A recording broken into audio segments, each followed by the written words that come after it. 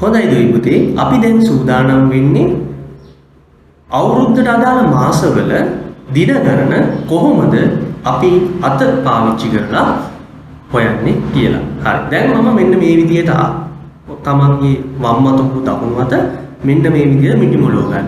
මිටි මොලව ගත්තට පස්සේ ඔයගොල්ලන්ට පේනවා ඉතින් මෙන්න මේ විදිහට නකල් හතරක් නැත්තම් අපි ඒවට කියන නකල් කියන නකල්ස් කඳු ඇටිය වගේ මෙන්න මේ නකල් හතරක් උඩට ඉලිප්පිලා තියෙනවා. ඒ වගේම මේ නකල් දෙකක් මැද්දෙන් මෙන්න මේ විදිහට හරියට සානුවක් වගේ මෙන්න මේ විදිහට බෑවුමක් වගේ මෙන්න මේ විදිහට තියෙනවා. එතකොට බෑවුම් 1 2 3යි නකල් 4යි. හරි. දැන් බලමු කොහොමද අපි මාස 12 එක් මාසයට අදාළ දින ගාන හොයන්නේ කියලා. හරි. මම ඉස්සල්ලාම මෙතනින් පටන් ගන්නවා පළවෙනි නකල් එකේ. ජනවාරි, පෙබරවාරි, මාර්තු, අප්‍රේල්, මැයි, ජූනි, ජූලි, අගෝස්තු, සැප්තැම්බර්, ඔක්තෝබර්, නොවැම්බර්, දෙසැම්බර්.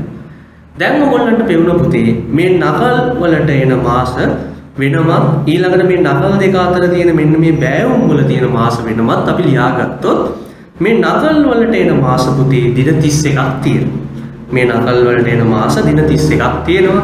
ඊළඟට මේ නකල් දෙකක් අතර එන බෑවුම් වල දින 30 බැගින් තියෙනවා. ඒකෙනුත් මේ පෙබරවාරි මාසේ දින 28ක් තියෙනවා අධික අවුරුද්දක් නොවේ නම් දින 29ක් එනවා අධික අවුරුද්දක් වෙනවා. හොඳයි. එහෙනම් ජනවාරි, පෙබරවාරි, මාර්තු, අප්‍රේල්, මැයි, ජූනි, ජූලි, අගෝස්තු, සැප්තැම්බර්, ඔක්තෝබර්, නොවැම්බර්, දෙසැම්බර් ඔන්න ඔය විදිහට පිළිවෙලට අපිට මාසවල දින සටහන් කරගන්න පුළුවන්.